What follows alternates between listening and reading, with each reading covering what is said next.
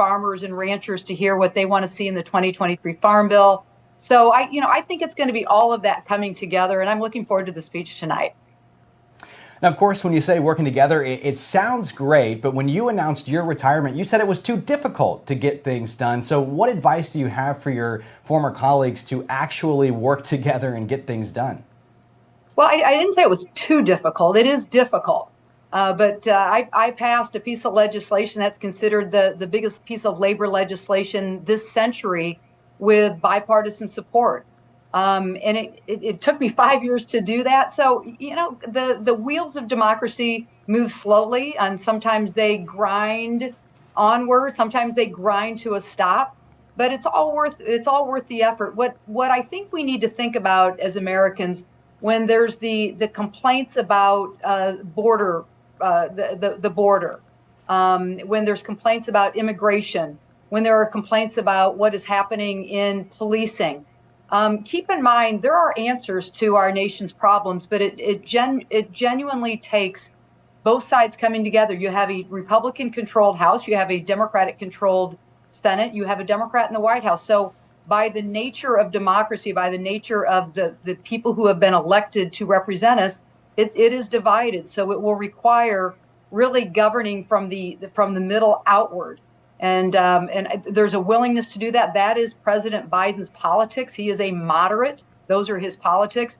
And the vast majority of members of both the Democratic caucus and the Republican conference, the vast majority are moderates. They understand that the extremes are not the way this country needs to go. And so if we have I think we have the will. There is the way, but we're going to have to push as Americans for that middle to be the folks that we want to govern and represent us. I want to get your take on this. There's a new poll that was released on Monday. Most Democrats don't want Biden to run in 2024. Only 37% of Democrats really are supporting his reelection. So what's your reaction? Where do you stand on that? Well, I look at a president in his first 2 years in office passed historic legislation. The biggest investment in infrastructure since the Eisenhower administration. We have the lowest unemployment for the last half century. Inflation, which had been a big problem, is starting to go down. Gas prices are starting to go down. You are starting to see manufacturing come back to America. This is something that I ran on 10 years ago, that we had to stop outsourcing our jobs to places like China and Mexico. We're bringing those jobs home. We are starting to manufacture chips again that go in just about everything that is made, our cars, our computers, just about everything. We need these computer chips. We're going to start manufacturing those back home. We literally have hundreds of billions of dollars in private investment in manufacturing again. So President Biden should be darn proud of what's been accomplished over the last 2 years. And I think what has to happen, my dad used to always tell us, my brother and my sister and me, that we couldn't brag if something good happened. But then he would also say, but do a good job and take credit for it. My advice to President Biden, everybody in his cabinet, is to take credit for the good work that's happened over the last 2 years. And I think that's what you're going to see out of the State of the Union tonight. I think that's what you're going to see out of the roadshow over these coming days and coming weeks, where they're going to take a look at the things like the Inflation Reduction Act, the CHIPS Act that's bringing manufacturing home, and the infrastructure bill. Those need to be all packaged as one, saying we are doing remarkable things, and we want to tell you about it. And that's got to be repeated. You know, the old maxim in branding is you've got to say something and you repeat it and you repeat it and you repeat it until finally somebody will start understanding, oh, you know what, there's something good going on here. Former Illinois Congresswoman. Yep. Tell him what you're going to tell him. Tell him what you told him, and then tell him it again. Exactly. Yeah, that's it. Yeah, that's what you do in branding and marketing, and that's what we have to do. Absolutely. Well, you know it. Thank you so much for your insight, and we really appreciate it. Thank you. Sherry Bustos, thanks so much. Well, we are just moments away now from the main event tonight, President Biden's State of the Union address. He will deliver the speech, of course, in front of a very divided Congress whose members will either make or break his legislative agenda over the next 2 years. As we were looking at, I was actually looking right here at Kevin McCarthy, who's going to be standing behind him. Also, the vice president, but it's just so different to not see Nancy Pelosi standing there. She was such a fixture, yeah. Exactly. So it's very different for me. I'm kind of like, where am I right now? Washington correspondent Molly Martinez is going to join us right now, though, with 3 things that you need to know about this speech. This speech comes at a crucial halfway point for the Biden presidency with a newly Republican-led House. That's important to note because of, number one, the changing dynamics. Biden benefited for the past 2 years by having a Democratic majority in both the House and the Senate. Tonight will be the first time Speaker Kevin McCarthy is behind him, which symbolizes a stark contrast in power. The House has already vowed to investigate Biden, and Republicans have indicated they will stand in his way to block legislative priorities. Biden will likely take a tone of trying to find common ground with a plea for unity. Number 2, those changing dynamics are also playing a major role in the issue of the debt ceiling. Republicans are calling for spending cuts while both parties try and hammer out a long-term solution. Biden is expected to outline what his plan is on the issue. Number 3, social issues will take center stage Tuesday. Biden is likely to address police reform in the beating death of Tyre Nichols. The Nichols family will also be in attendance after accepting an invitation from the Congressional.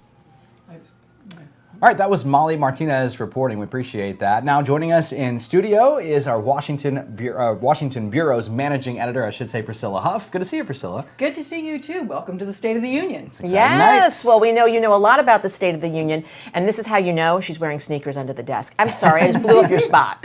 I know, but you know what? After this, I got to run up to Capitol Hill. You're literally Exactly. Reaction. Yeah. So, Yeah. hey. No, very busy here at this bureau tonight, very busy in Washington. So, okay, we're looking at some live pictures here of everything that's going on. I know you know this so well. Walk us through what we're going to see up until the president comes and gives his speech. So what we've seen so far is that this is a moment of sort of ceremony in Washington. First, the senators paraded over, and you see these sort of contrasts where you see Josh Hawley, a Republican, followed by John Fetterman, a Democrat. So they're over. They've all now gathered. We're going to see the cabinet come in. We're going to see the Supreme Court justices come in. President Biden's motorcade has arrived. In fact, we could hear the helicopters roaring right outside because we are just a few blocks from the Capitol ourselves. And what we'll see is that the president will come in. There's going to be a brief meeting. And at 9 o'clock sharp, he's going to appear in the door and walk through the well, down to the well of the House, and get ready to make his speech. What a scene right now with Kevin McCarthy, of course, standing next to the vice president. It is a much different Congress that he's facing tonight. It's also the room is a lot more full tonight compared to the last few years. One of the things I noticed as we were watching the senators come in is masks are generally gone. However, Senator Bernie Sanders does have one on. He is around 80 years old. That is a perfectly normal precaution for a person who is in high risk. The other thing we're noticing is that the image itself that we will see with the president standing with Kevin McCarthy as the Speaker of the House and Kamala Harris as the Vice President, that's different. The last speech he gave, there were 2 women standing behind him, and the new image is a man and a woman. It reflects the change in our politics. It's interesting. I was just saying that too just a moment ago because it does look so different to me. It's interesting. It's a very busy night here, and there are lots of people, obviously, in the chamber, but lots of guests as well. In fact, earlier I did see Bono from U2, and there's a lot of different people there. Can you give us a little bit of a rundown on some of the different guests that you know about who have been invited? There are a wide range of guests. So the First Lady is allowed to invite about a dozen or 2 dozen or so folks to come and sit up in the speaker's box, and then each member of Congress is allowed to invite a guest. So there's a wide range of people here. Bono is here to celebrate his work in international affairs and support for folks. And see, right now what we're watching coming in is, it's a little hard for me to see because there are a lot of TV cameras. Yeah. And a lot of TV lights in the Is way. Would that be right here, Kathleen Joyce? Yes. Assistant that's House the Sergeant of Arms. So this is part of the parade and the pageantry of the evening. But back to the guests, as we're going to see them up above, because many of them are sitting up above. We're also going to see the family of Tyre Nichols are here. They're representing the president's push on policing reform. We're seeing people who have been beating cancer or have been having diabetes treatment. So a lot of the guests in the First Lady's box represent issues that the president wants to highlight. And often during the speech, the president will have the folks stand up. So I would not be surprised if President Biden both acknowledges Nancy Pelosi as in her historic role as the first woman to be the Speaker of the House, not once, but twice, but also her husband, Paul, who is sitting up with the First Lady because her husband, Paul, was attacked in an act of political violence a few weeks ago. And so he'll be singled out as an example of how Republicans and Democrats need to come together. You know, also further to that, I know that Pelosi, Nancy Pelosi, has been really the target of many threats, most threats against a member of Congress. She is the most threatened person. And in addition, she's going to have some guests as well there. Many of the people having to do with January 6th, Capitol police officers. That's something that, you know, if you walk through that Capitol every day, if you were there on that day or if you've been there for a while, that's something that you really can't erase that image. You can't erase that image, even as the staff of the architect of the Capitol has repaired the building. The paintings have all been cleaned. The glass has been repaired. Everything's back in position. And yet, for the folks who work there and for the media who are there on that day, it's something that will continue to be noted and continue to be remembered because it's such a moment in our history that nobody really expected to ever happen. And also, just down the road is the Prettyman Courthouse, where there are hundreds of people facing federal charges for the actions they took on January 6, 2021. We're seeing the Supreme Court justices enter. Ketanji Brown Jackson, the first black woman to serve on the Supreme Court. That's new since the last State of the Union. We will likely see Biden call her out, recognize her in the speech. But talking about images that you can't get out of your head, the Tyre Nichols video, of course, that just in the last few weeks came public. Talk a little bit about how the news events leading up to the State of the Union can shape the speech. The Chinese spy balloon was just this past week dominated headlines.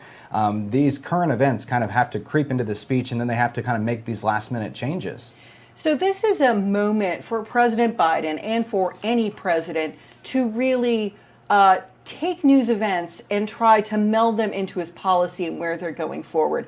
So, for example, this morning, the Congressional Black Caucus called a press conference with the Nichols family right on the steps of the U.S. Capitol, just right outside, to talk about police reform. And this has been something that's been an ongoing theme for multiple administrations at this point. We saw following 9/11 over 20 years ago, with the concerns about terrorism, both domestic and foreign, that there was an increase in the militarization of many police forces. Now the pendulum is swinging the other way. We have seen the Black Lives Matter movement come up. We've seen that folks are saying, you know, we're not treating every American citizen equally. And so now we're seeing folks like the Tyre Nichols family coming forward and standing in front of the Capitol, as is their right as American citizens, saying, hey, Mr. President, the state of my union is not so good. I need help. In contrast, we're also seeing some other things like Marjorie Taylor Greene. She was carrying a white balloon around the Capitol today, trying to symbolize the Chinese balloon. Oh, we see First Lady. Now we're seeing the First Lady, Jill Biden, wearing purple. She got the memo. There. Yeah, I mean, I guess maybe she knew, Priscilla, that you'd be wearing purple. Yeah, and here she is, hugging people, and really a big moment when she walks in, because you know who's going to be following after that. Yes, and we are getting much closer. So this means that the president is in the building. He's probably just a short distance away. So she's up on basically the third floor of the building. The president will be entering on basically what's the second floor of the building. He'll be here momentarily, and maybe even this is him now as we continue to look. Again, this is Kathleen Joyce, the Assistant House Sergeant at Arms, and she will be Cabinet members? Staff. Member. His cabinet is now coming in. Okay. Tony Blinken, who had Yeah. just canceled his trip to China. Postponed, that is. Postponed, He you're right, says. you're right, yeah. Sorry, I didn't mean to No, you're step right. on you there. Okay. But And that- here's an interesting bit. We've just learned from the White House press pool that Labor Secretary Marty Walsh is a designated survivor. And it's doubly interesting because we have a report going on today that he's actually leaving the administration to go work for the NHL Players Union. So apparently Right. being a labor representative is possibly easier than being the labor secretary, but we'll leave that up to him to express his We'll opinion. find out. We'll find out. Call us. Interesting. But Let us this know. is a normal time of transition within an administration, this 2-year mark, right? It's an exhausting job for anybody. We've seen people with immense amounts of energy, Secretary Buttigieg, Anthony Blinken traveling the world, Secretary Austin over at the Pentagon. It is normal for transitions. It's actually fairly rare for cabinet members, much less staff members, to make it through 4 years of any administration. Well, Ron Klain just left as well, and that was what he was saying, is that, hey, this is this is a tough job. This is a very demanding job, and sometimes 2 years is all you need to do. And we saw that at with the White House press pool when Jen Psaki left, and Yeah. we now have Karine Jean-Pierre. Speaking of how demanding this job is, this is also kind of a test the waters, would you say, for a potential run in 2024 for President Biden? Well, yes, that's what a lot of folks are saying, that we should expect that this is sort of a soft rollout of his campaign. Now, folks are also saying he's not going to officially announce probably until the spring, but we have already had the kickoff of the campaign. Donald Trump has already announced. We're expecting Nikki Haley of South Carolina. She's going to announce on February 15th.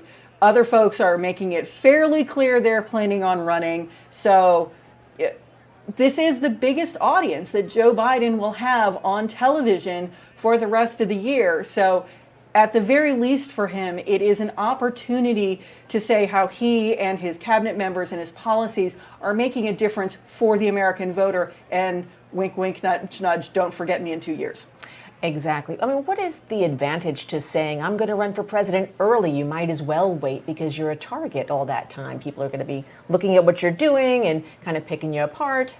Well, as president, they're going to pick you apart anyway. But I think the advantage for the president, for anybody to get going, is the fundraising. It costs an immense amount of money to run for the White House. And the thing that's really changed is that there are so many different ways of getting your message out today. It used to be newspapers and local television. There's streaming, there's memes, there's YouTube, there's Twitter, there's Instagram, there's TikTok, there's all People sorts get their news from TikTok. I mean, lots of young people do. Hey, I mean, there's some good news TikToks. There's are. just as good content on TikTok, just as there is addictive dance videos. Truly. The president should be out shortly, but I wanted to ask you one last thing, Priscilla, or maybe a couple of last things. Who does he need to impress here? Who does President Biden need to impress, and how can he do that? The person he needs to impress probably is just the American voter, in saying that he gives a solid speech, there are no significant stumbles, and that he's vigorous, because there is the reality that we have a gerontocracy here in Washington. He's 80. Lots of the lawmakers, you see a lot of gray hair on that floor, and hair that would be gray if it weren't colored. If it wasn't for Clairol. We're for Clairol and Revlon as much as we love them. And there is a movement in American politics that it's time for change. It's the same with Donald Trump. He's also nearly 80. Bernie Sanders is one, has run for the White House. He's nearly 80. Elizabeth Sanders, who we're seeing on the screen right now. Elizabeth Warren, Yeah. I'm sorry about that. It's okay. She's also in her late 70s. And you compare that with Ron DeSantis, who's about 42. Marco Rubio, who's in his late 40s. It's literally Sarah Huckabee Sanders. Sarah Huckabee Sanders, and she's only 40. She's the youngest governor in the United States, and she's giving the response tonight. And she's going to have a completely different perspective. Yeah, and there, of course, is Nancy Pelosi and her husband, Paul. Average age for a U.S. Senator is 63.9. Average age for a representative in the House, 57. So those are definitely on the higher end. And yet their staffers are all very young. Yeah. I need to just make sure you know that that's Steny Hoyer. That's not Paul Pelosi. Yeah, Paul Pelosi up in the box. He's up in the box with a hat Yeah. on. That's how you can tell him a little bit Yes. apart, because he is still wearing a hat. Yes.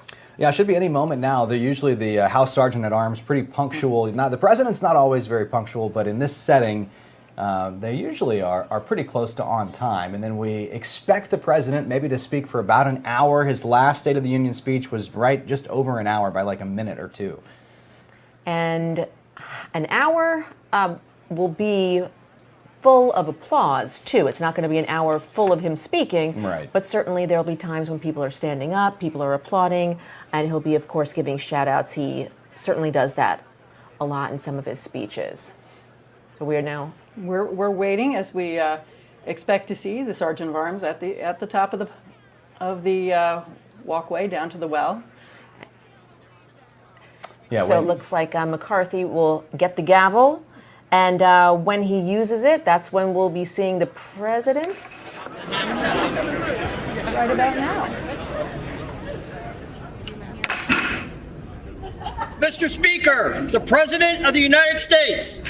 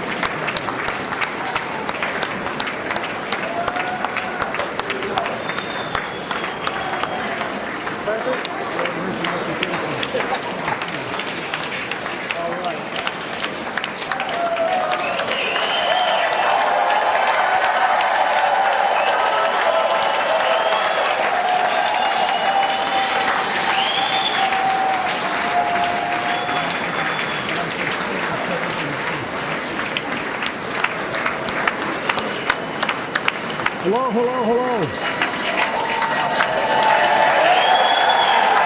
Thank you. Thank you, thank you, thank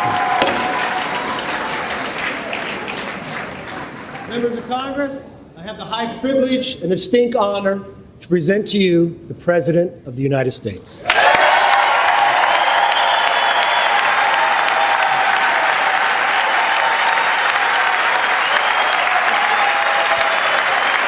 Mr. Speaker. Thank you. You can smile. It's okay.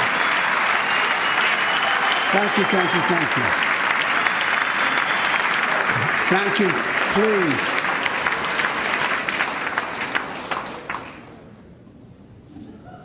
Mr. Speaker, Madam Vice President, our First Lady and Second Gentleman, good to see you guys up there. Members of Congress,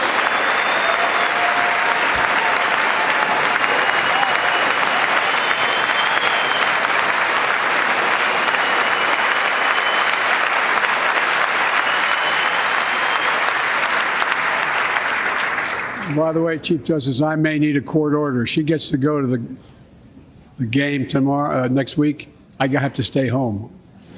Got to work something out here. Members of the Cabinet, leaders of our military, Chief Justice, Associate Justice, and retired Justice of the Supreme Court, and to you, my fellow Americans.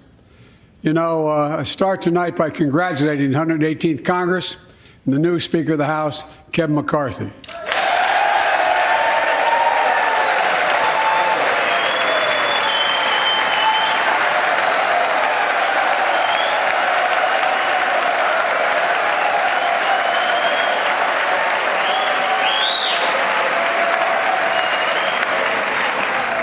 Speaker, I don't want to ruin your reputation, but I look forward to working with you.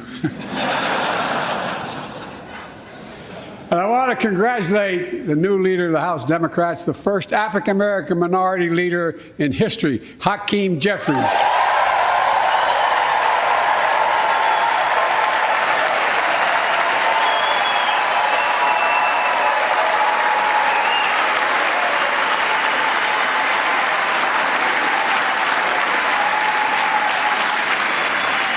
He won in spite of the fact I campaigned for him. Congratulations to the longest-serving leader in the history of the United States Senate, Mitch McConnell. Where are you, Mitch?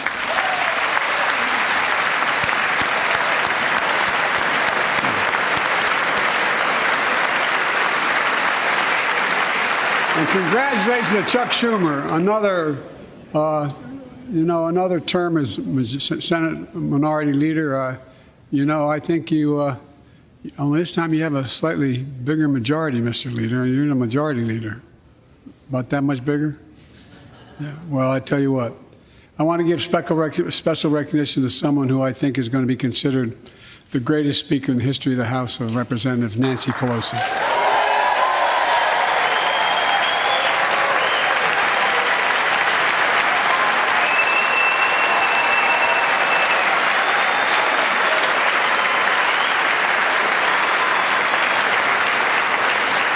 Folks, the story of America is a story of progress and resilience, of always moving forward, of never, ever giving up. It's a story unique among all nations. We're the only country that has emerged from every crisis we've ever entered stronger than we got into it. Look, folks, that's what we're doing again. 2 years ago, the economy was reeling. I stand here tonight after we've created, with the help of many people in this room, 12 million new jobs, more jobs created in 2 years than any president's created in 4 years, because of you all, because of the American people. 2 years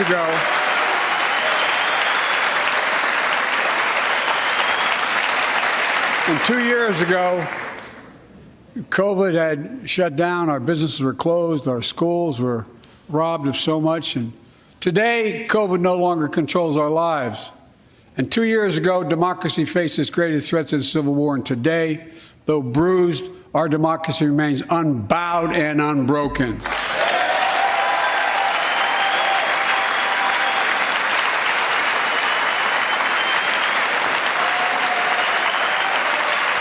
As we gather here tonight, We're writing the next chapter in the great American story, a story of progress and resilience. When world leaders ask me to define America, and they do, believe it or not, I can define it in one word, and I mean this: possibilities. We don't think anything is beyond our capacity. Everything is a possibility. You know, we're often told that Democrats and Republicans can't work together. But over the past 2 years, we've proved the cynics and naysayers wrong. Yes, we disagreed plenty. And yes, there were times when Democrats went alone. But time and again, Democrats and Republicans came together to defend a stronger and safer Europe.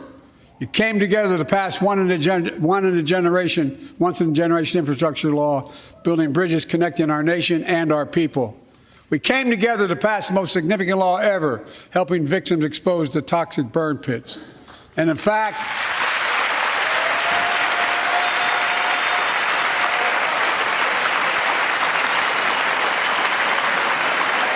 it was important.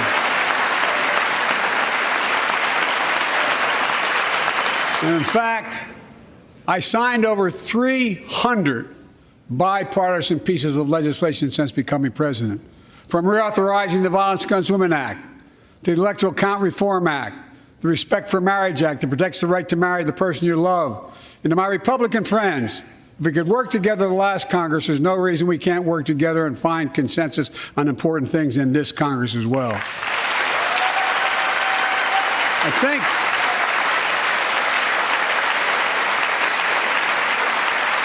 folks, you all are as formed as I am, but I think the people sent us a clear message. Fighting for the sake of fighting, power for the sake of power, conflict for the sake of conflict gets us nowhere. That's always been my vision of our country, and I know it's many of yours. To restore the soul of this nation, to rebuild the backbone of America, America's middle class, and to unite the country. We've been sent here to finish the job, in my view. For decades, the middle class has been hollowed out in more than, and not no one administration, but for a long time. Too many good-paying manufacturing jobs move overseas.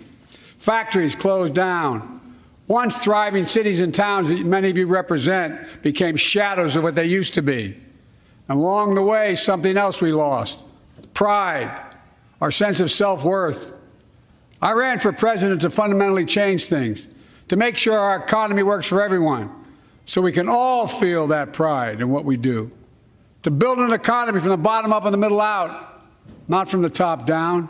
Because when the middle class does well, the poor have a ladder up, and the wealthy still do very well. We all do well.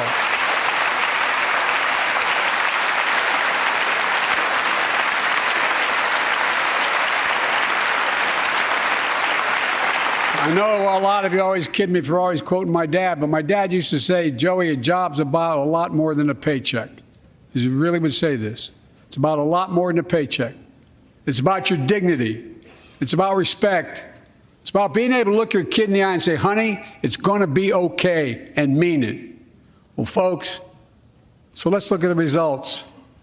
We're not finished yet by any stretch of the imagination, but unemployment rate is at 3.4%, a 50-year low. A near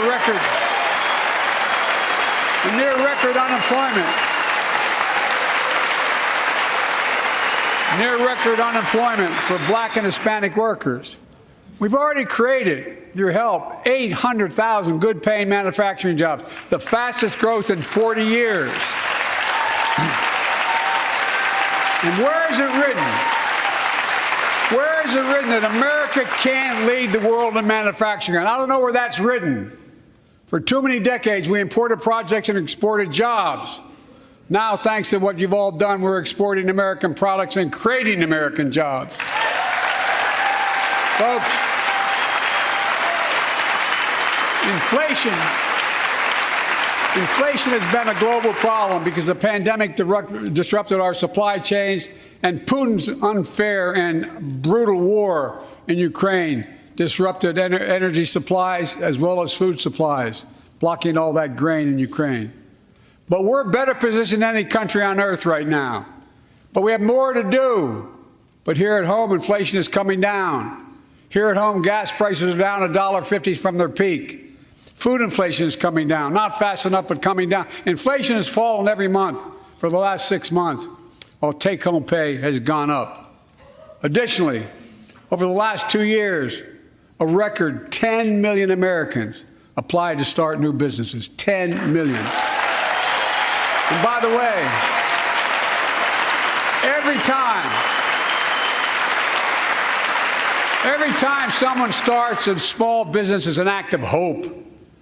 And Madam Vice President, I want to thank you for leading that effort to ensure that small businesses have access to capital and the historic laws we enacted that are going to just come into being. Standing here last year, I shared with you a story of American genius and possibilities. Semiconductors, small computer chips the size of a fingerprint that power everything from cell phones to automobiles and so much more.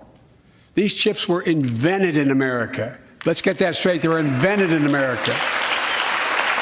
We used to make 40% of the world's chips. In the last several decades, we lost our edge. We're down to only producing 10%. We all saw what happened during the pandemic when chip factories shut down overseas. Today's automobiles need 3,000 chips, each of those automobiles. But American automobiles couldn't make enough cars because there weren't enough chips.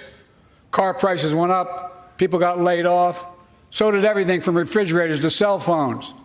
We can never let that happen again. That's why we came together to pass the Bipartisan Chips and Science Act.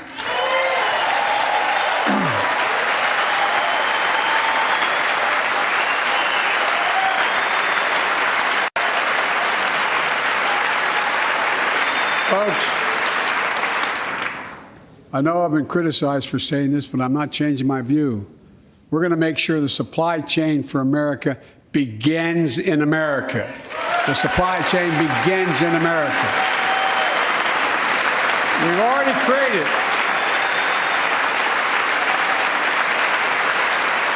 created 800,000 new manufacturing jobs without this law, before the law kicks in. With this new law, we're going to create hundreds of thousands of new jobs across the country. And I mean all across the country, throughout not just the coast, but through the middle of the country as well. That's going to come from companies that have announced more than $300 billion in investment in American manufacturing over the next few years. Outside of Columbus, Ohio, Intel is building semiconductor factories on 1,000 acres, literally a field of dreams. It's going to create 10,000 jobs, that one investment, 7,000 construction jobs, 3,000 jobs in those factories once they're finished. They call them factories. Jobs paying an average of $130,000 a year, and many do not require a college degree.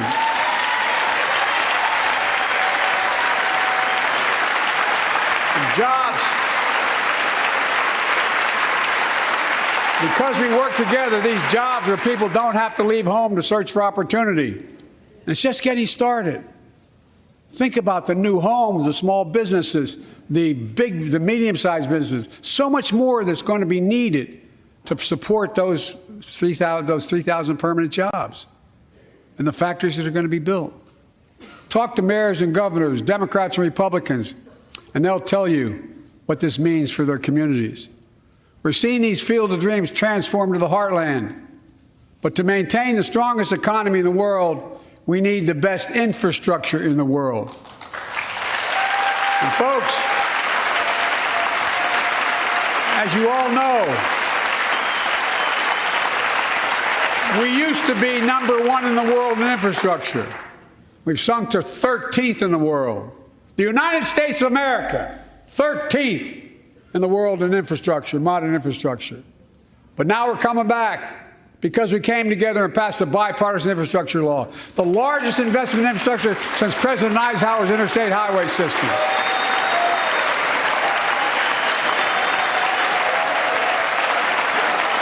And folks,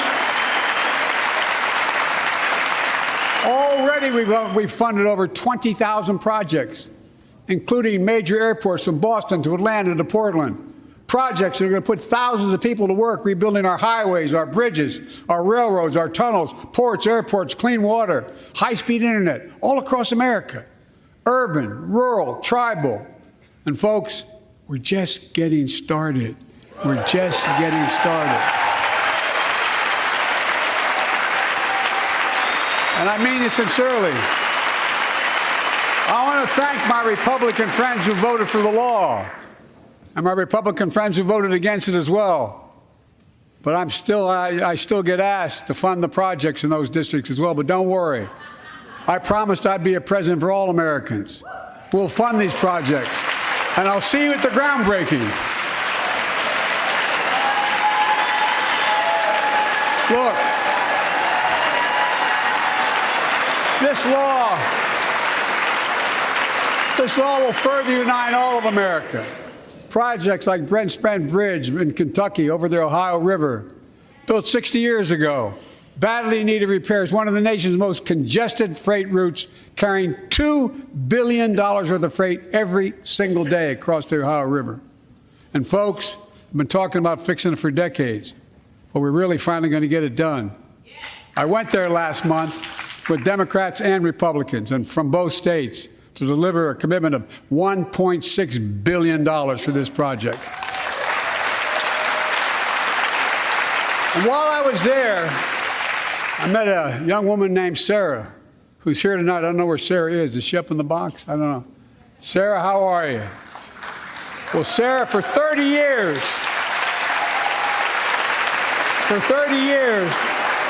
I learned, she told me she'd been a proud member of the Iron Workers Local 44, known as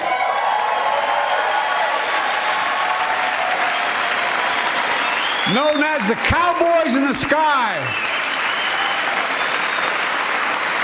The folks who built Cincinnati's skyline. Sarah said she can't wait to be 10 stories above the Ohio River building that new bridge. God bless her. That's pride. And that's what we're also building. We're building back pride. Look, we're also replacing poisonous lead pipes that go into 10 million homes in America, 400,000 school and child care centers. So every child in America can drink the water instead of having permanent damage to their brain. Look, we're making sure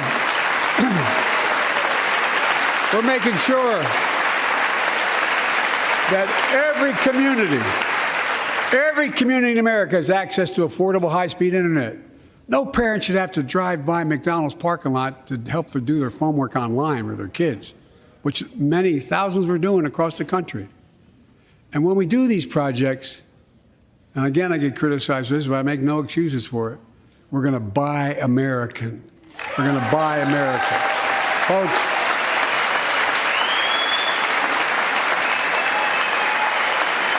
and it's totally consistent with international trade rules. Buy America has been the law since 1933, but for too long, past administrations, Democrat and Republican, have fought to get around it. Not anymore. Tonight, I'm announcing new standards that require all construction materials used in federal infrastructure projects to be made in America. Made in America. I mean it. Lumber, glass, drywall, fiber optic cable. And on my watch, American roads, bridges, and American highways are going to be made with American products as well. Folks, my economic plan is about investing in places and people that have been forgotten. So many of you listening to me tonight, I know you feel it. So many of you felt like you've just simply been forgotten. Amid the economic upheaval of the past 4 decades, too many people have been left behind and treated like they're invisible. Maybe that's you watching from home. Remember the jobs that went away. You remember them, don't you? The folks at home remember them. You wonder whether the path even exists anymore for your children to get ahead without having to move away. Well, that's why I get that. That's why we're building an economy where no one's left behind. Jobs are coming back. Pride is coming back because choices we made in the last several years. You know, this is, in my view, a blue-collar blueprint to rebuild America and make a real difference in your lives at home. For example, too many of you lay in bed at night like my dad did, staring at the ceiling, wondering what in God's name happens if your spouse gets cancer, or your child gets deadly ill, or something happens to you. What are you going to get money to pay for those medical bills? Or are you going to have to sell the house or try to get a second mortgage on it? I get it. I get it. With the Inflation Reduction Act that I signed into law, we're taking on powerful interest to bring healthcare costs down so you can sleep better at night with more security. You know, we pay more for prescription drugs than any nation in the world. Let me say it again. We pay more for prescription drugs than any major nation on earth. For example, 1 in 10 Americans has diabetes. Many of you in this chamber do, and in the audience. But every day, millions need insulin to control their diabetes so they can literally stay alive. Insulin's been around for over 100 years. The guy who invented it didn't even patent it because he wanted it to be available for everyone. It cost the drug companies roughly $10 a vial to make that insulin. Packaging and all, you may get up to $13. But Big Pharma has been unfairly charging people hundreds of dollars, $400 to $500 a month, making record profits. Not anymore. Not anymore.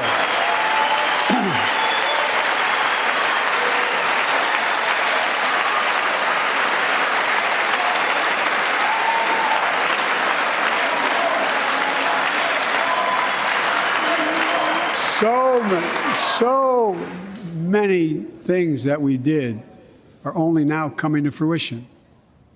We said we were doing this, and we said we passed the law to do it, but people didn't know because the law didn't take effect until January 1 of this year. We capped the cost of insulin at $35 a month for seniors on Medicare. People are just finding out. I'm sure you're getting the same calls I'm getting. Look, there are millions of other Americans who do not or are not on Medicare, including 200,000 young people with type 1 diabetes and need this insulin to stay alive. Let's finish the job this time. Let's cap the cost of insulin for everybody at $35.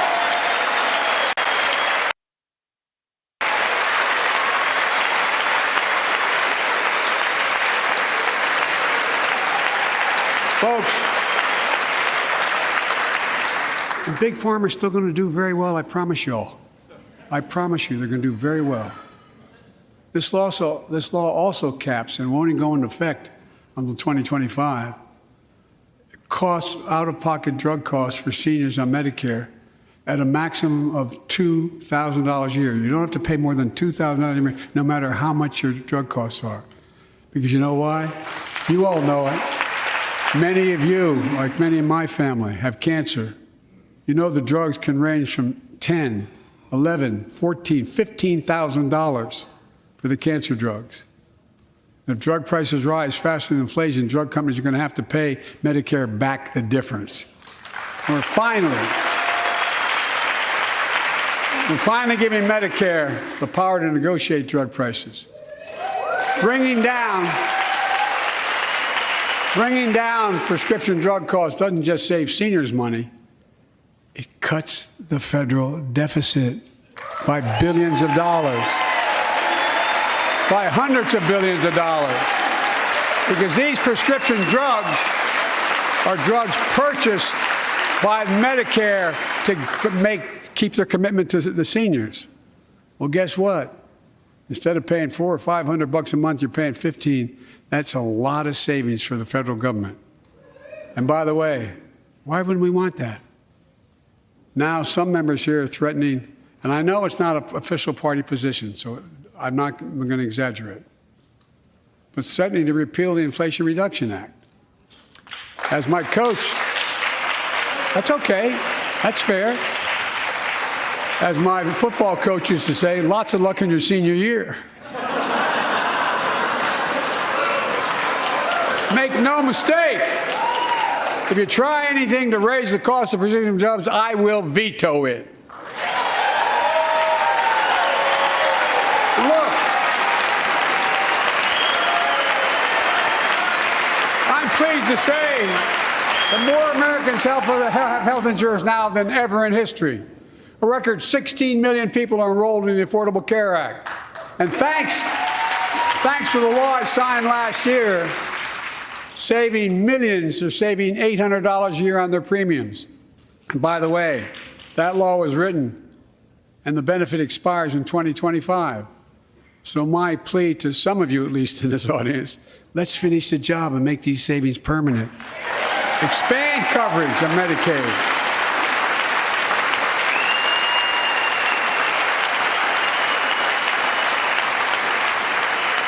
Look, the Inflation Reduction Act is also the most significant investment ever in climate change. Ever. Lowering utility bills, creating American jobs, leading the world to a clean energy future. I visited the devastating aftermath of record floods, droughts, storms, and wildfires from Arizona to Mexico to all the way up to the Canadian border. More timber has been burned, as I've observed from helicopters, than the entire state of Missouri. And we don't have global warming? Not a problem. In addition to emergency recovery, from Puerto Rico to Florida to Idaho, we're rebuilding for the long term. New electric grids that are able to weather major storms and not prevent those forest fires. Roads and water systems withstand the next big flood. Clean energy to cut pollution and create jobs in communities often left behind. We're going to build 500,000 electric vehicle charging stations installed across the country by tens of thousands of IBEW workers.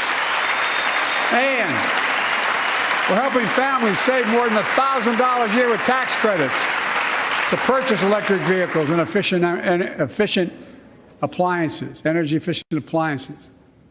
Historic conservation efforts to be responsible stewards of our land. Let's face reality.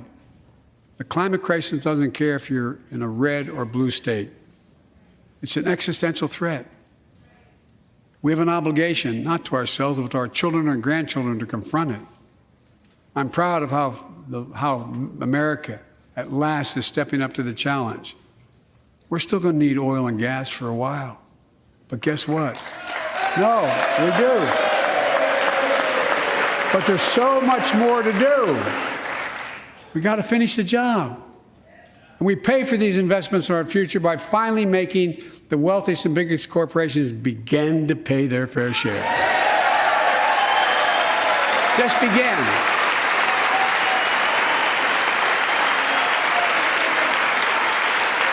Look, I'm a capitalist, but pay your fair share. I think a lot of you at home agree with me and many people that you know. The tax system is not fair. It is not fair.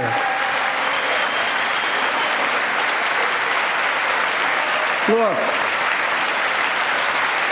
the idea that in 2020, 55 of the largest corporations in America, the Fortune 500, made $40 billion in profits and paid zero in federal taxes? Zero? Folks, it's simply not fair. But now, because of the law I signed, billion-dollar companies have to pay a minimum of 15%. God love them. 15%. That's less than a nurse pays. And I need to be crystal clear. I said at the very beginning, under my plans, as long as I'm president, nobody earning less than $400,000 will pay an additional penny in taxes. Nobody, not one penny. But let's finish the job. There's more to do. We have to reward work, not just wealth. Pass my proposal for the billionaire minimum tax. You know, there's 1,000 billionaires in America. It's up from about 600 in the beginning of the term. But no billionaire should be paying a lower tax rate than a school teacher or firefighter. I mean it. Think about it.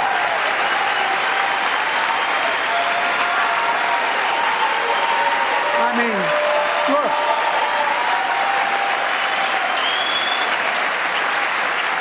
I know you aren't enthusiastic about that, but think about it. Think about it. Have you noticed Big Oil just reported its profits, record profits? Last year they made $200 billion in the midst of a global energy crisis. I think it's outrageous. Why? They invested too little of that profit to increase domestic production. And when I talk to a couple of them, they say, we're afraid you're going to shut down all the oil wells and all the oil refineries anyway, so why should we invest in them? I said, we're going to need oil for at least another decade. And that's going to exceed and beyond that. We're going to need it. Production. If they had, in fact, invested in the production to keep gas prices down, instead, they used the record profits to buy back their own stock, rewarding their CEOs and shareholders. Corporations ought to do the right thing. That's why I propose we quadruple the tax on corporate stock buybacks and encourage long-term investments. They'll still make considerable profit. Let's finish the job and close the loophole to allow very wealthy to avoid paying their taxes. Instead of cutting the number of audits for wealthy taxpayers, I just signed a law to reduce the deficit by $114 billion by cracking down on wealthy tax cheats. That's being fiscally responsible. In the last 2 years, my administration has cut the deficit by more than $1.7 trillion, the largest deficit reduction in American history. Under the previous administration, the American deficit went up 4 years in a row. Because those record deficits, no president added more to the national debt in any 4 years than my predecessor. Nearly 25% of the entire national debt that took over 200 years to accumulate was added by just one administration alone, the last one. They're the facts. Check it out. Check it out. How did Congress respond to that debt? They did the right thing. They lifted the debt ceiling 3 times without preconditions or crisis. They paid American bills to prevent an economic disaster in the country. So tonight I'm asking the Congress to follow suit. Let's commit here tonight to the full faith and credit of the United States of America will never, ever be questioned. Some of my Republican friends want to take the economy hostage. I get it, unless I agree to their economic plans. All of you at home should know what those plans are. Instead of making the wealthy pay their fair share, some Republicans want Medicare and Social Security to sunset. I'm not saying it's a majority. Let me give you, anybody who doubts it, contact my office. I'll give you a copy. I'll give you a copy of the proposal. That means Congress doesn't vote. Well, I'm glad to see you. And I tell you, I enjoy conversion. You know, it means if Congress doesn't keep the programs the way they are, they'd go away. Other Republicans say, I'm not saying it's a majority of you. I don't even think it's even a significant, but it's being proposed by individuals. I'm not politely not naming them, but it's being proposed by some of you. Look, folks, the idea is that we're not going to be moved into being threatened to default on the debt if we don't respond.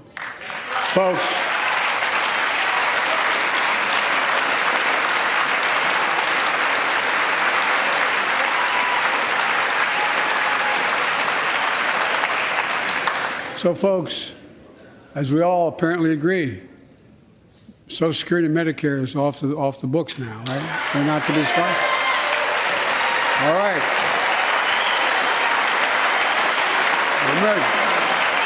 We got unanimity.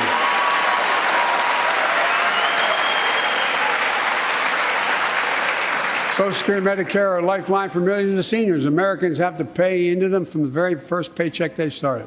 So tonight, let's all agree, and we apparently are, let's stand up for seniors.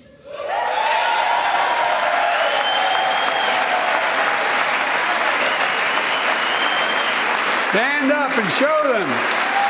We will not cut Social Security. We will not cut Medicare. Those benefits belong to the American people. They earned it. And if anyone tries to cut Social Security, which apparently no one's going to do, and if anyone tries to cut Medicare, I'll stop them. I'll veto it. And look, I'm not going to allow them to be taken away. Not today, not tomorrow, not ever. But apparently it's not going to be a problem. Next month, when I offer my fiscal plan, I ask my Republican friends to lay down their plan as well. I really mean it. Let's sit down together and discuss our mutual plans together. Let's do that.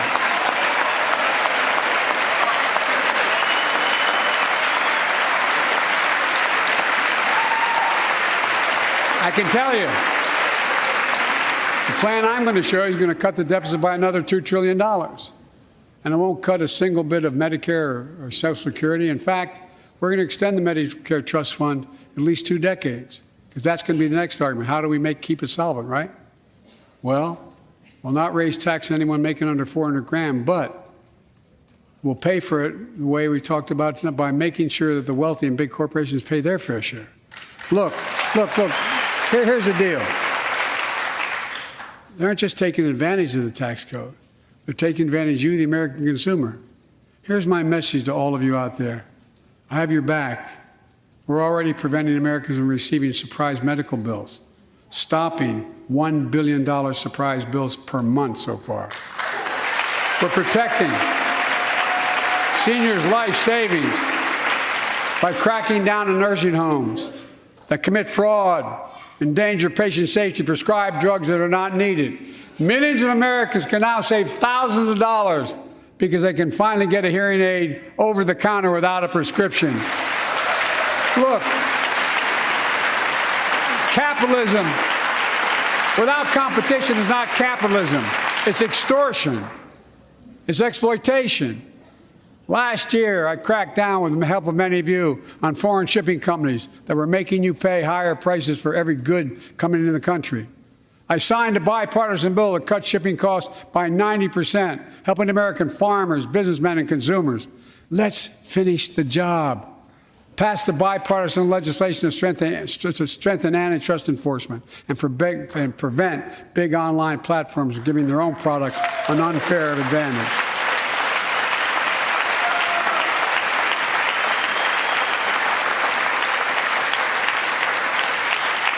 My administration is also taking on junk fees, those hidden surcharges too many companies use to make you pay more.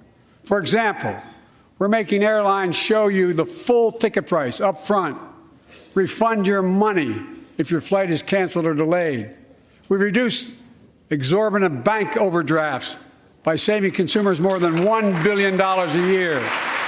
We're cutting credit card late fees by 75%, from $30 to $8. Look, junk fees may not matter to the very wealthy, but they matter to most other folks in homes like the one I grew up in, like many of you did. They add up to hundreds of dollars a month. They make it harder for you to pay your bills or afford that family trip. I know how unfair it feels when a company overcharges you and gets away with it. Not anymore. We've written a bill to stop it all. It's called the Junk Fee Prevention Act. We're going to ban surprise resort fees that hotels charge on your bill. Those fees can cost you up to $90 a night at hotels that aren't even resorts. The idea that cable, internet, and cell phone companies can charge you $200 or more if you decide to switch to another provider. Give me a break. We can stop service fees on tickets to concerts and sporting events and make companies disclose all the fees up front. And we'll prohibit airlines from charging $50 round trip for a family just to be able to sit together. Baggage fees are bad enough. Airlines can't treat your child like a piece of baggage. Americans are tired of being. We're tired of being played for suckers. So pass the Junk-Free Prevention Act so companies stop ripping us off. For too long, workers have been getting stiffed, but not anymore. We're beginning to restore the dignity of work. For example, I should have known this, but I didn't until 2 years ago. 30 million workers have to sign non-compete agreements for the jobs they take. 30 million. So a cashier at a burger place can't walk across town and take the same job at another burger place and make a few bucks more. It just changed. But they just changed it because we exposed it. That was part of the deal, guys. Look it up. But not anymore. We're banning those agreements so companies have to compete for workers and pay them what they're worth.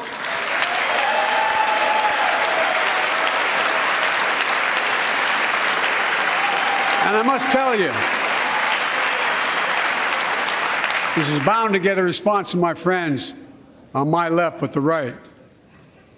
I'm so sick and tired of companies breaking the law by preventing workers from organizing.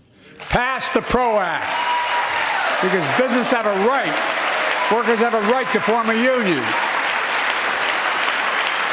And let's guarantee all workers have a living wage. Let's make sure working parents can afford to raise a family with sick days, paid family medical leave, affordable child care. That's going to enable millions of more people to go and stay at work. And let's restore the full child tax credit, which gave tens of millions of parents some breathing room and cut child poverty in half to the lowest level in history. And by the way, when we do all these things, we increase productivity. We increase economic growth. So let's finish the job and get more families access to affordable, quality housing. Let's get seniors who want to stay in their homes the care they need to do so. Let's give more breathing room to millions of family caregivers looking after their loved ones. Pass my plan so we get seniors and people with disabilities the home care and services they need. And support the workers who are doing God's work. These plans are fully paid for and we can afford to do them. Restoring the dignity of work means making education an affordable ticket to the middle class. You know, when we made public education, 12 years of it, universal in the last century, we made the best educated, best paid, we became the best educated, best paid nation in the world. But the rest of the world's caught up. It's caught up. Jill, my wife, who teaches full time, has an expression. I hope I get it right, kid. Any nation that out-educates us is going to out-compete us. Any nation that out-educates is going to out-compete us. Folks, we all know 12 years of education is not enough to win the economic competition of the 21st century. We want to have the best educated workforce. Let's finish the job by providing access to preschool for 3 and 4 years old.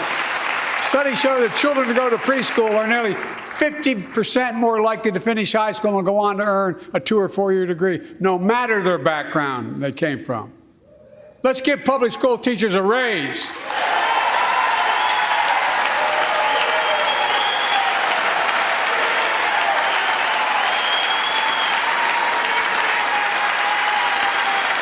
We're making progress by reducing student debt, increasing Pell Grants for working and middle-class families. Let's finish the job and connect students to career opportunities starting in high school. Provide access to 2 years of community college, the best career training in America in addition to being a pathway to a 4-year degree. Let's offer every American a path to a good career, whether they go to college or not. And folks, in the midst of the COVID crisis, when schools were closed and we were shutting down everything, let's recognize how far we came in the fight against the pandemic itself. While the virus is not gone, thanks to the resilience of the American people and the ingenuity of medicine, we've broken the COVID grip on us. COVID deaths are down by 90%. We've saved millions of lives and opened up our country, we opened our country back up, and soon we'll end the public health emergency. But that's called a public health emergency. But we'll remember the toll and pain that's never going to go away. More than 1 million Americans lost their lives to COVID. 1 million. Families grieving, children orphaned, empty chairs at the dining room table constantly reminding you that she used to sit there.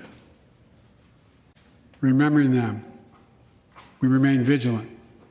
We still need to monitor dozens of variants and support new vaccines and treatments. So Congress needs to fund these efforts and keep America safe. And as we emerge from this crisis stronger, we're also got to double down on prosecuting criminals who stole relief money meant to keep workers and small businesses afloat.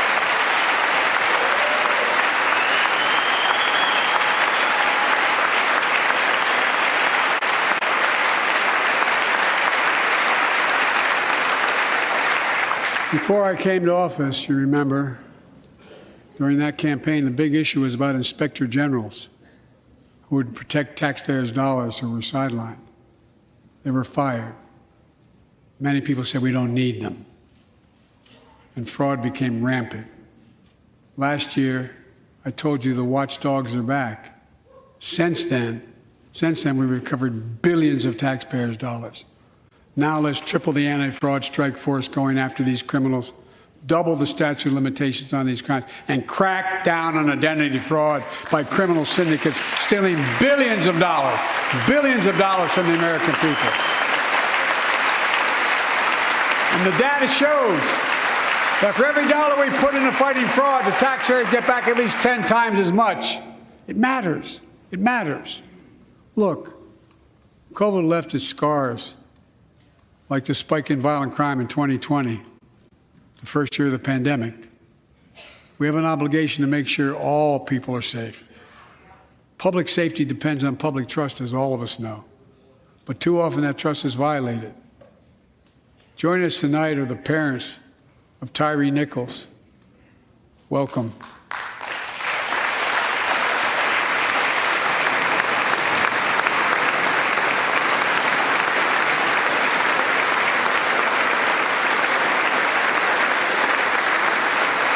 We had to bury Tyree last week. As many of you personally know, there's no words to describe the heartache or grief of losing a child.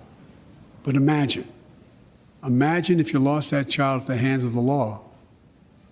Imagine having to worry whether your son or daughter came home from walking down the street, or playing in the park, or just driving a car. Most of us in here have never had to have the talk that brown and black parents have had to have with their children. Bo, Hunter, Ashley, my children, I never had to have the talk with them. I never had to tell them if a police officer pulls you over, turn your interior lights on right away. Don't reach for your license. Keep your hands on the steering wheel. Imagine having to worry like that every single time your kid got in a car. Here's what Tyree's mother shared with me when I spoke to her. When I asked her how she finds the courage to carry on and speak out. With the faith of God, she said her son was, quote, a beautiful soul, and something good will come of this.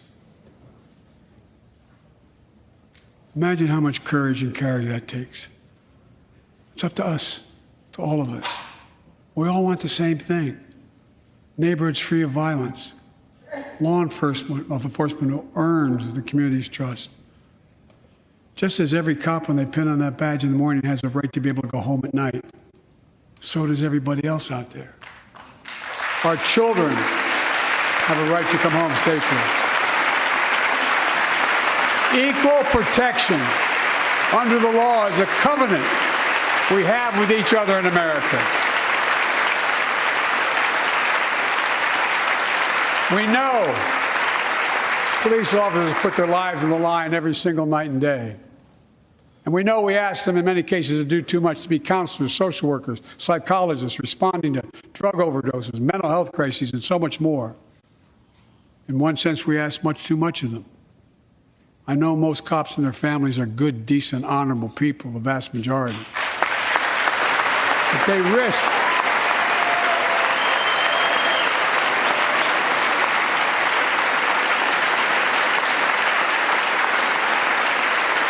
risk their lives every time they put that shield on. But what happened to Tyree in Memphis happens too often. We have to do better. Give law enforcement the real training they need. Hold them to higher standards. Help them succeed in keeping us safe. We also need more first responders and professionals to address the growing mental health, substance abuse challenges. More resources to reduce violent crime and gun crime. More community intervention programs. More investment in housing, education, and job training. All this can help prevent violence in the first place. And when police officers or police departments violate the public trust, they must be held accountable. With the support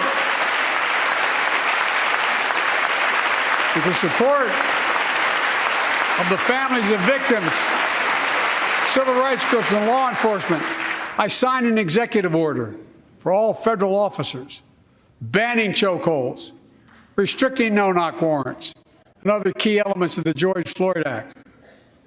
Let's commit ourselves to make the words of Tyler's mom true. Something good must come from this. Something good. And all of us,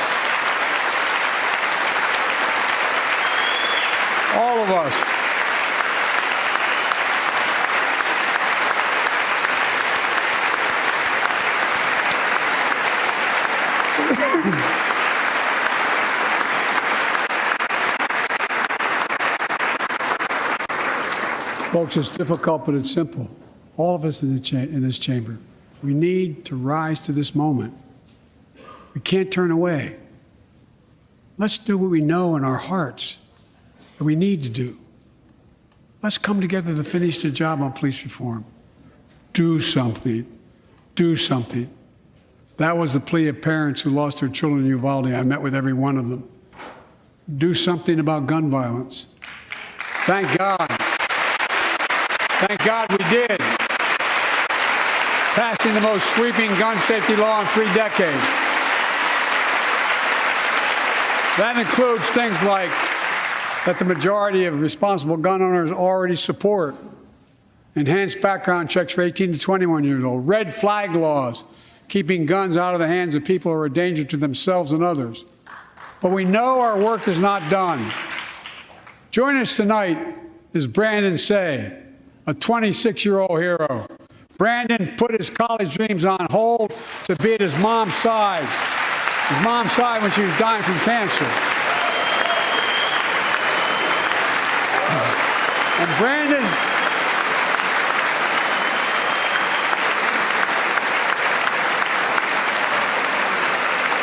now works at the dance studio started by his grandparents. And 2 weeks ago, during the Lunar New Year celebrations, he heard the studio door close, and he saw a man standing there pointing a semi-automatic pistol at him. He thought he was going to die, but he thought about the people inside. And in that instant, he found the courage to act and wrestled a semi-automatic pistol away from the gunman who had already killed 11 people in another dance studio. 11. He saved lives.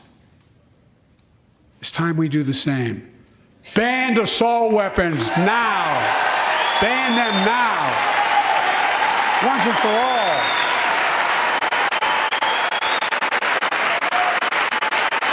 I led the fight to do that in 1994. And in 10 years, that ban was law and mass shootings went down. After we let it expire in the Republican administration, mass shootings tripled. Let's finish the job and ban these assault weapons. And let's also come together on immigration. Make it a bipartisan issue once again.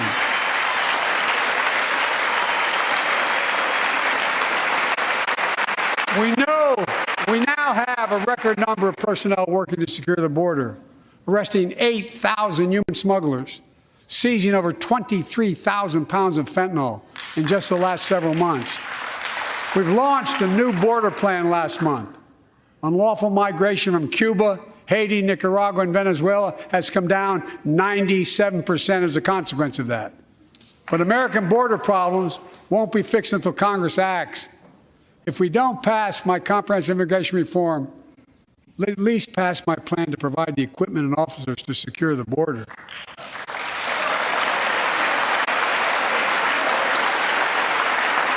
And a pathway to citizenship for dreamers, those on temporary status, farm workers, essential workers. Here in the People's House, it's our duty to protect all the people's rights and freedoms. Congress must restore the right and the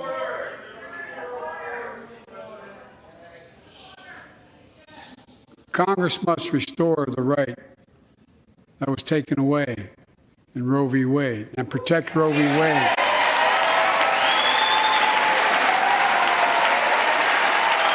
Give every woman a consular right. The Vice President and I are doing everything to protect access to reproductive health care and safeguard patient safety. But already more than a dozen states are enforcing extreme abortion bans. Make no mistake about it. If Congress passes a national ban, I will veto it.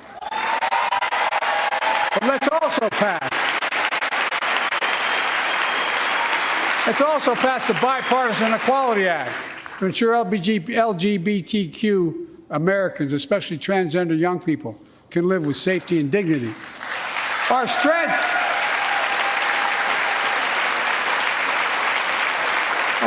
is not just the example of our power, but the power of our example. Let's remember the world's watching. I spoke in this chamber 1 year ago, just days after Vladimir Putin unleashed his brutal attack against Ukraine. A murderous assault, evoking images of death and destruction Europe suffered in World War II. Putin's invasion has been a test for the ages, a test for America, a test for the world. Would we stand for the most basic of principles? Would we stand for sovereignty? We stand for the right of people to live free of tyranny? Will we stand for the defense of democracy? For such defense matters to us because it keeps peace and prevents open season on would-be aggressors and threatens our prosperity. 1 year later, we know the answer. Yes, we would, and we did. We did. And together, we did what America always does at our best. We led. We united NATO. We built a global coalition. We stood against Putin's aggression. We stood with the Ukrainian people. Tonight, we're once again joined by Ukraine's ambassador to the United States. She represents not just her nation, but the courage of her people. Our ambassador is here, united. We're united in our support of your country. Will you stand so we can all take a look at you? Thank you.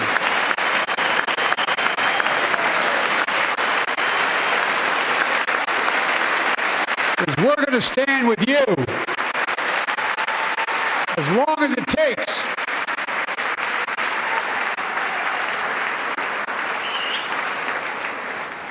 Our nation is working for more freedom, more dignity, more peace, not just in Europe, but everywhere.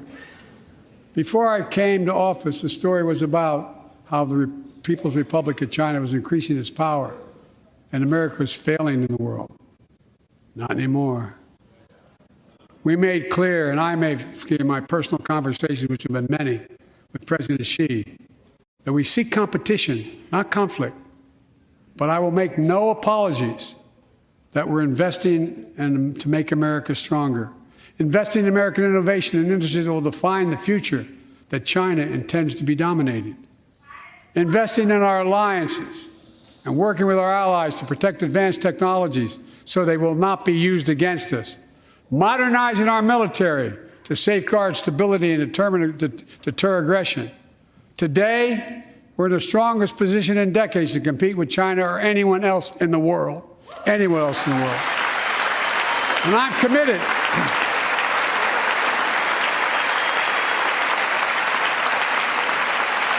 I'm committed to work with China where we can advance American interests and benefit the world. But make no mistake about it.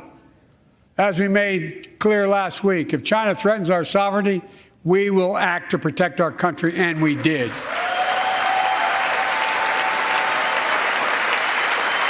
Look, let's be clear. Winning the competition should unite all of us.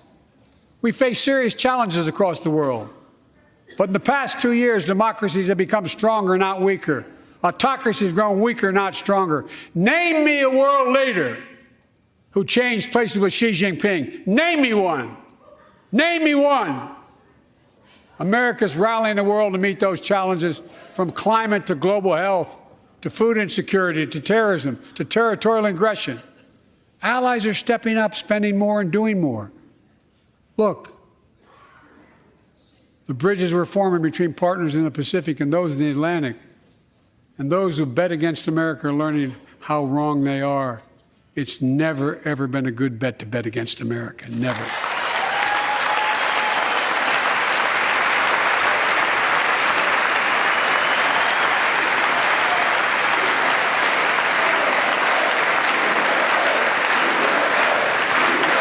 Well, when I came to office, most assured that bipartisanship assumed was impossible, but never believed it. That's why a year ago I offered a unity agenda to the nation as I stood here. We made real progress together. We passed a law making it easy for doctors to prescribe effective treatments for opioid addiction. We passed the gun safety law, making historic investments in mental health. We launched the ARPA-H drive for breakthrough in the fights against cancer, Alzheimer's, and diabetes, and so much more.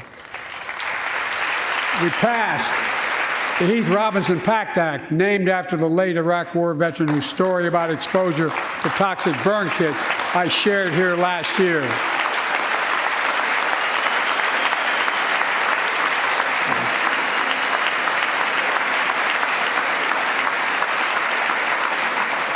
I understand something about those burn pits, but there's so much more to do.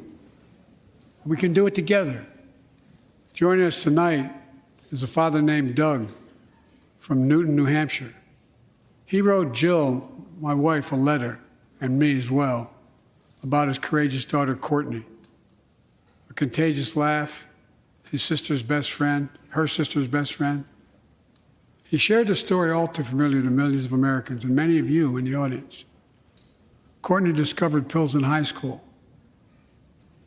It spiraled into addiction and eventually death from a fentanyl overdose. She was just 20 years old. Describing the last 8 years without her, Doug said, "There's no worse pain." Yet their family has turned pain to purpose, working to end the stigma and change laws. He told us he wants to start a journey toward American recovery. Doug, we're with you. Fentanyl is killing more than 70,000 Americans a year.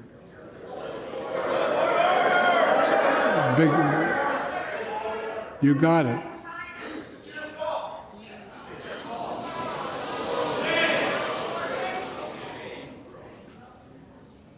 So let's launch a major surge to stop fentanyl production and the sale and trafficking, with more drug detection machines, inspection cargo, stop pills and powder at the border. Working with couriers like FedEx to inspect more packages for drugs. Strong penalties to crack down on fentanyl trafficking. Second, let's do more on mental health, especially for our children. When millions of young people are struggling with bullying, violence, trauma, we owe them greater access to mental health care at their schools. We must finally hold social media companies accountable for experimenting they're doing running children for profit. It's time to pass bipartisan legislation to stop big tech from collecting personal data on our kids and teenagers online, ban targeted advertising to children, and impose stricter limits on the personal data that companies collect on all of us. Third, let's do more to keep this nation's ones truly sacred obligation to equip those we send into harm's way and care for them and their families when they come home. Job training, job placement for veterans and their spouses as they come to return to civilian life. Helping veterans afford the rent, because no one should be homeless in America, especially someone who served the country.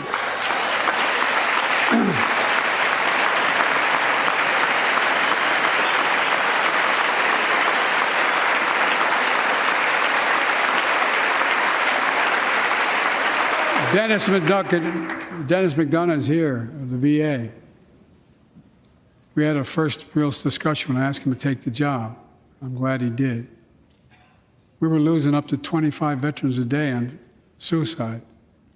Now we're losing 17 a day to the silent scourge of suicide. 17 veterans a day are committing suicide. More than all the people being killed in the wars. Folks, VA is doing everything it can, including expanding mental health screening, proven programs that recruits veterans to help other veterans understand what they're going through, get them the help they need. We got to do more. And fourth, last year, Jill and I reignited the cancer moonshot that I was able to start with President Obama asked me to lead our administration on this issue. Our goal is to cut the cancer death rates at least by 50% in the next 25 years. Turn more cancers from death sentences to treatable diseases. Provide more support for patients and their families. It's personal to so many of us in this audience. Joining us are Morris and Candice, an Irishman and a daughter of immigrants from Panama. They met and fell in love in New York City and got married in the same chapel Jill and I got married in New York City. Kindred spirits. He wrote us a letter about his little daughter, Ava, and I saw her just before I came over. She was just a year old when she was diagnosed with rare kidney disease, cancer. After 26 blood transfusions, 11 rounds of radiation, 8 rounds of chemo, 1 kidney removed, giving a 5% survival rate. He wrote how in the darkest moments he thought, if she goes, I can't stay. Many of you have been through that as well. Jill and I understand that like so many of you. And he read Jill's book describing our family's cancer journey and how we tried to steal moments of joy where we could with Bo. For them, that glimmer of joy was the half smile of their baby girl. It meant everything to them. They never gave up hope. Little Ava never gave up hope. She turns 4 next month. They just found out Ava's beating the odds, is on her way to being cured of cancer.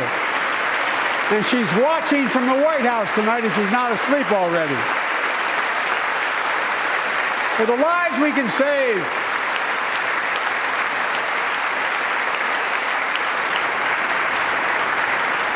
for the lives we can save and the lives we've lost, let this be a truly American moment that rallies the country and the world together and proves that we can still do big things. 20 years ago, under the leadership of President Bush and countless advocates and champions, he undertook a bipartisan effort through PEPFAR to transform the global fight against HIV/AIDS. It's been a huge success. He thought big. He thought large. He moved. I believe we can do the same thing with cancer.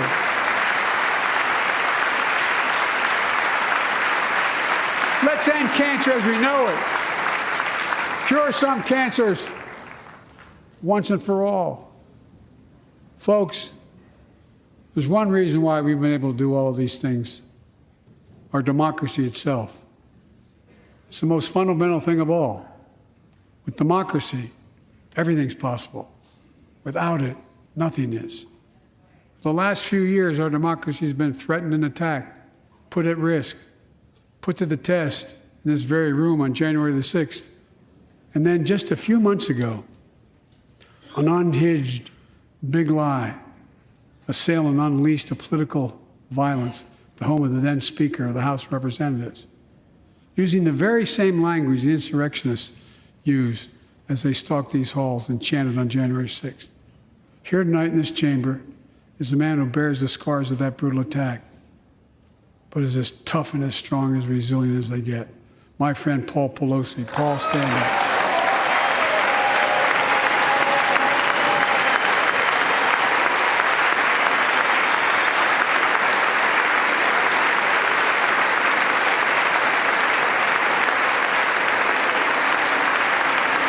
But such a heinous act should have never happened. We must all speak out. There's no place for political violence in America. We have to protect the right to vote, not suppress that fundamental right. Honor the results of our elections, not subvert the will of the people.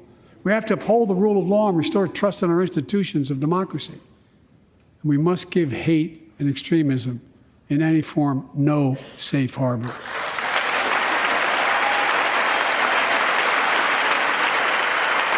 Democracy must not be a partisan issue. It's an American issue. Every generation of Americans has faced a moment where they have been called to protect our democracy, defend it, stand up for it. And this is our moment. My fellow Americans, we meet tonight at an inflection point, one of those moments that only a few generations ever face, where the direction we now take is going to decide the course of this nation for decades to come. We're not bystanders of history. We're not powerless before the forces that confront us. It's within our power of we, the people. We're facing the test of our time. We have to be the nation we've always been at our best, optimistic, hopeful, forward-looking. A nation that embraces light over dark, hope over fear, unity over division, stability over chaos. We have to see each other not as enemies, but as fellow Americans. We're good people. The only nation in the world built on an idea, the only one.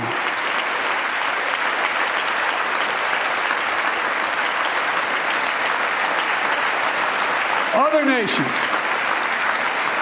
are defined by geography, ethnicity, but we're the only nation based on an idea that all of us, every one of us, is created equal in the image of God. A nation that stands as a beacon of the world. A nation in a new age of possibilities. So I've come to fulfill my constitutional obligation to report in the State of the Union. And here's my report. Because the soul of this nation is strong, because the backbone of this nation is strong, because the people of this nation are strong, the State of the Union is strong.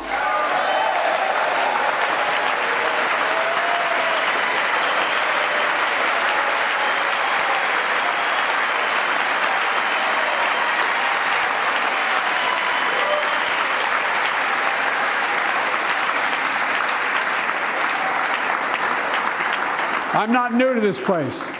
I stand here tonight having served as long as about any one of you have ever served here. But I've never been more optimistic about our future, about the future of America. We just have to remember who we are.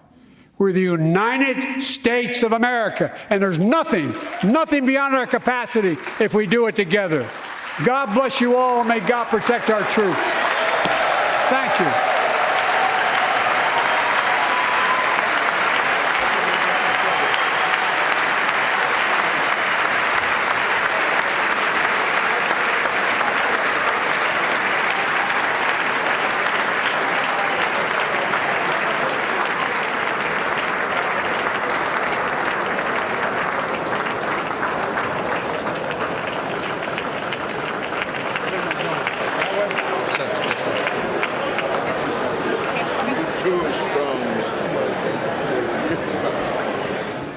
All right, there you have President Biden just wrapping up his State of the Union address, his second one, speaking this time for about 1 hour and 13 minutes.